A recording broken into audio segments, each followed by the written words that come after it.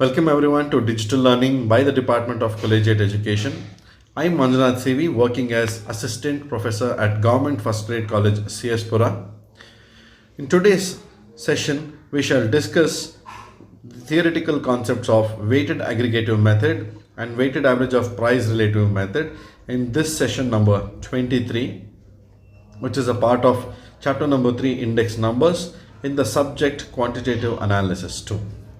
And after understanding the theoretical aspects, let us also try to look at what are the other various weighted index methods and how to solve them with the help of problems in the next session, that is session number 24.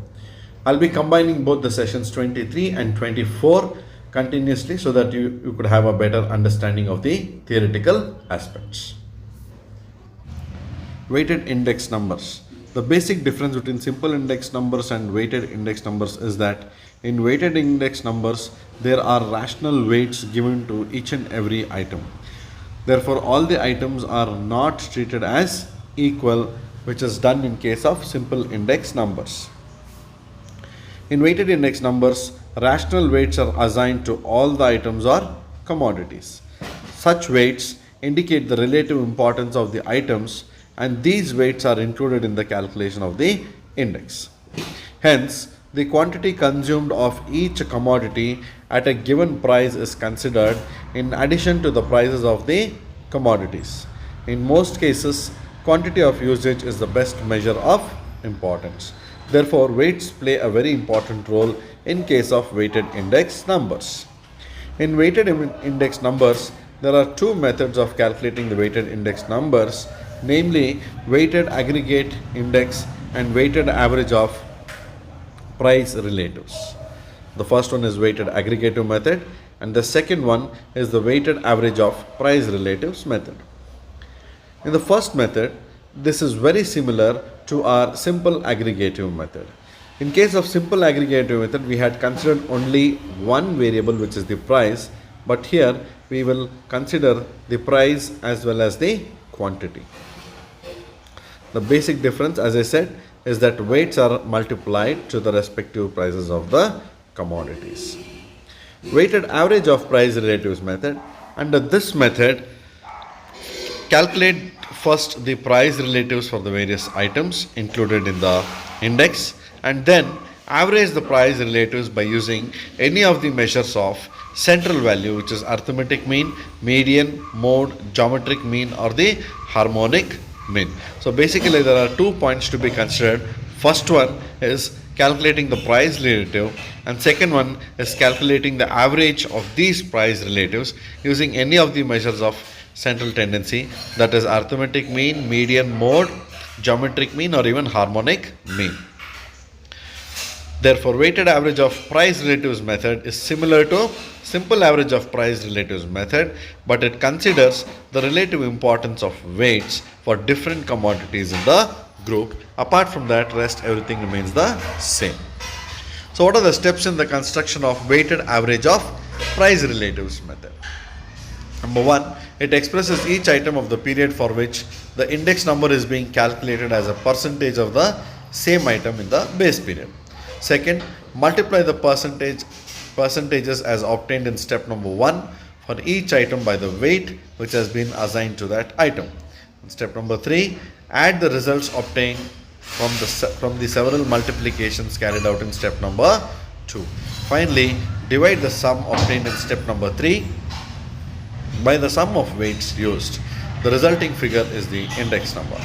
Therefore, the formula for this particular index method is sigma P01 is equal to sigma PV divided by sigma V, wherein P is equal to price relatives and V is equal to value of the weights, that is P0, Q0. So in this session, we have tried to understand the theoretical concepts of weighted aggregative method and weighted average of price relatives method. Today, let us try to understand the different methods under weighted index method and how to solve the problems based on these weighted index methods. This is a part of chapter number 3, index numbers, in the subject quantitative analysis. To weighted index method, there are different methods such as Lasper's method, Pasche's method, Dorbush and Bowley's method, Fisher's ideal method, Marshall-Edgeworth method, and Kelly's method. But out of these, we will try to focus more on the three methods, namely Lasper's method, Pasche's method, and Fisher's ideal method, since these are a part of our syllabus.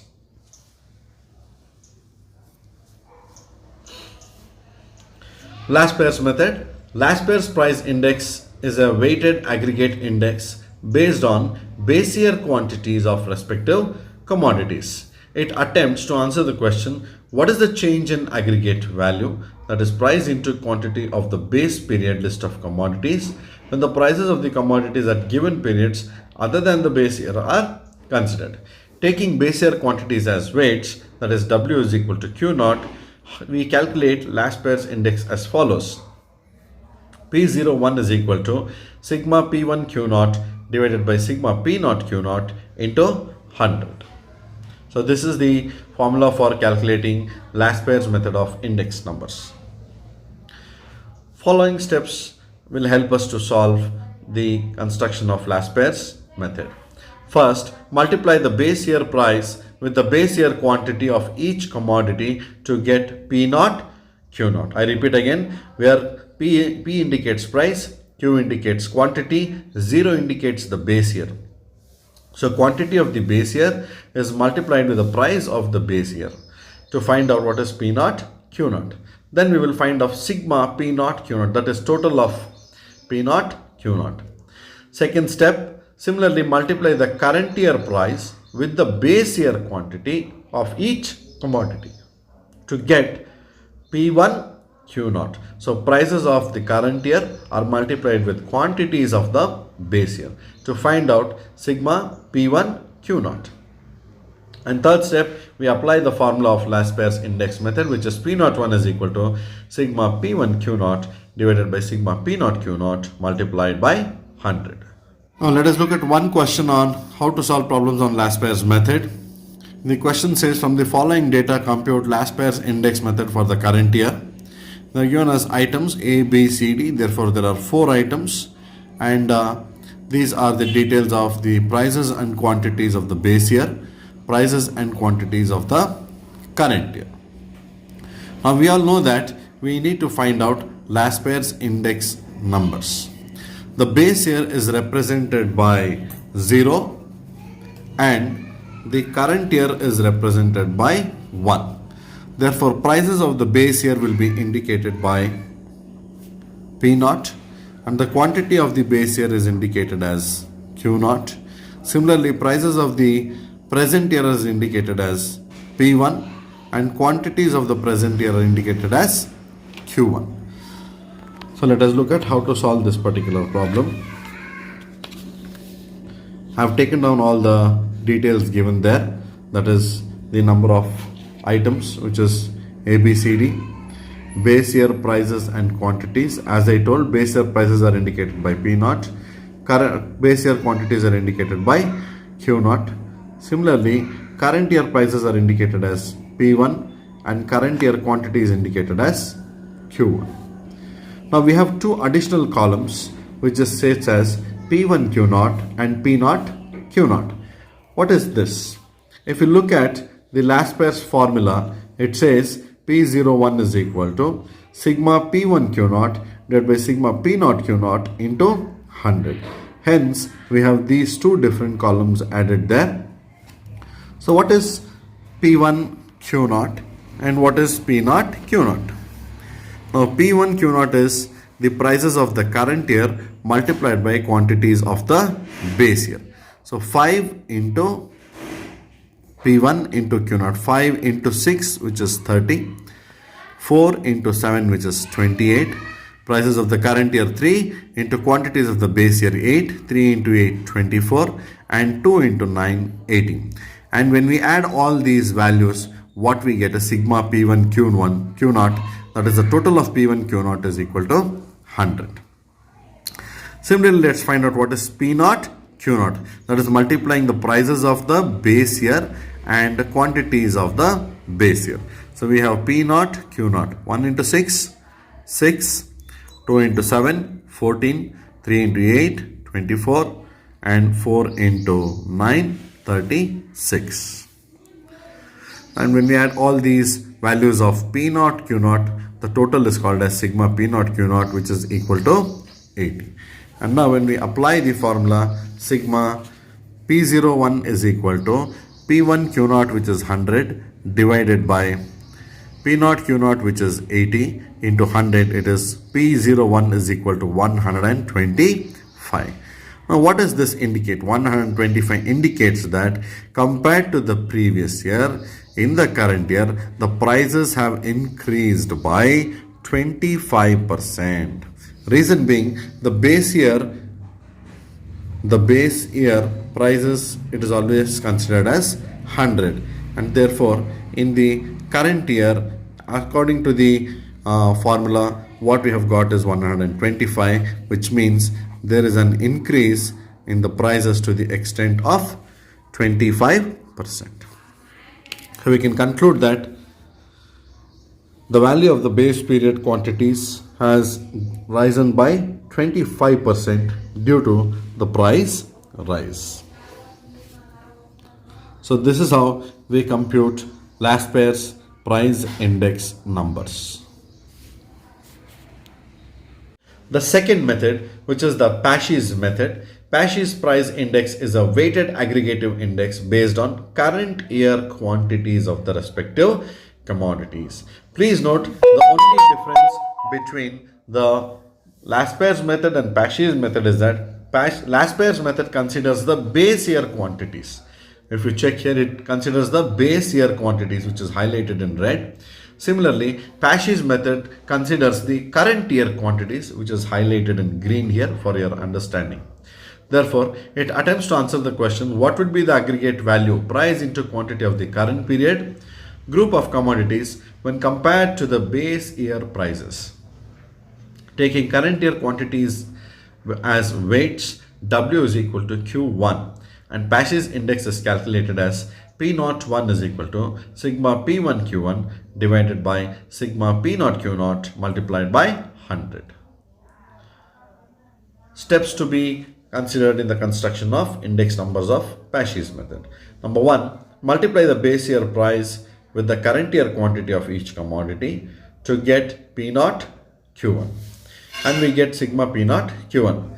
Similarly, multiply the current year price with the current year quantities of each commodity to get sigma P1 Q1, and we find out sigma P1 Q1.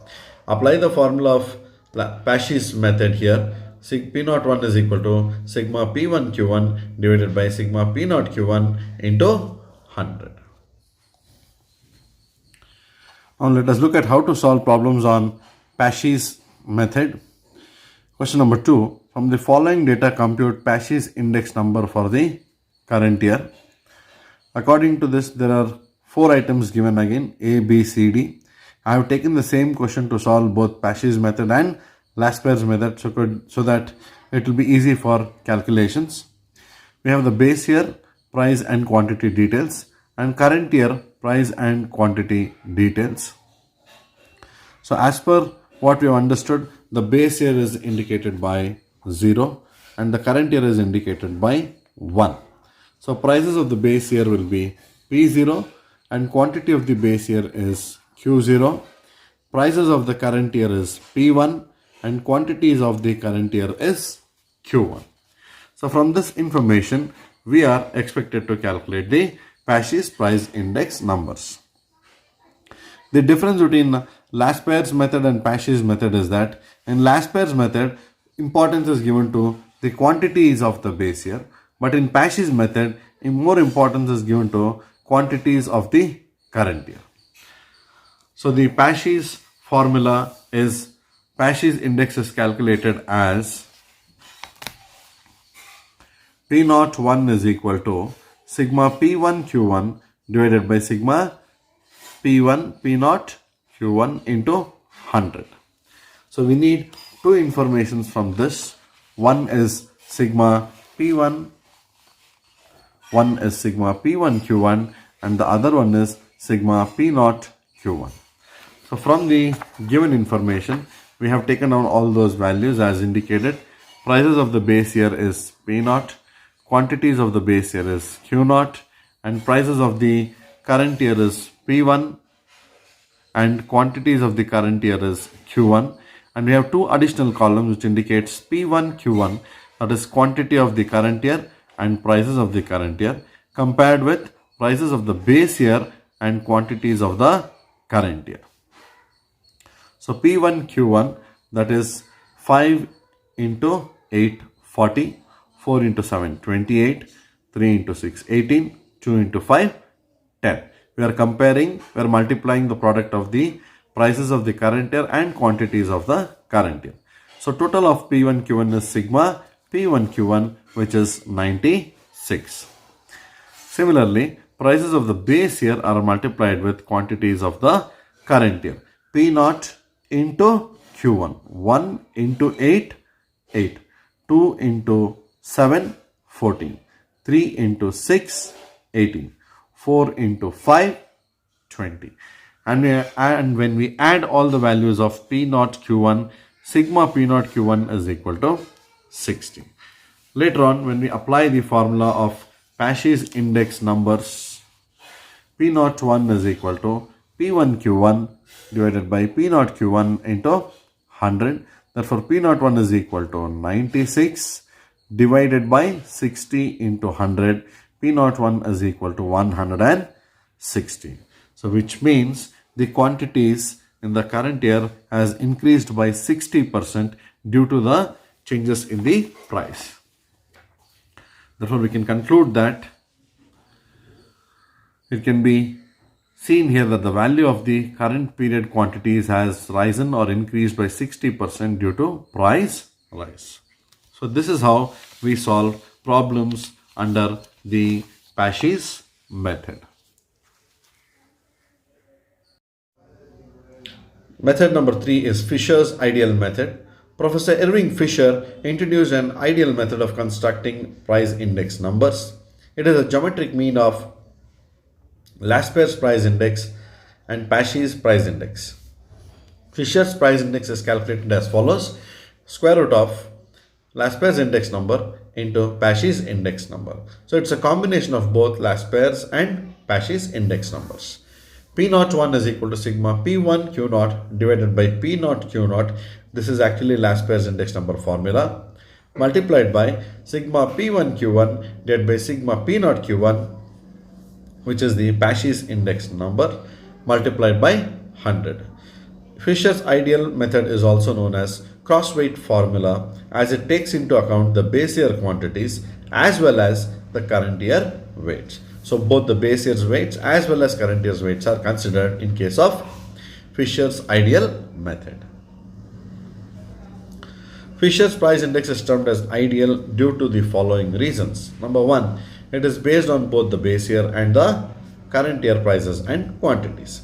Second, it is based on geometric mean, which is theoretically considered to be the best average for constructing the index numbers.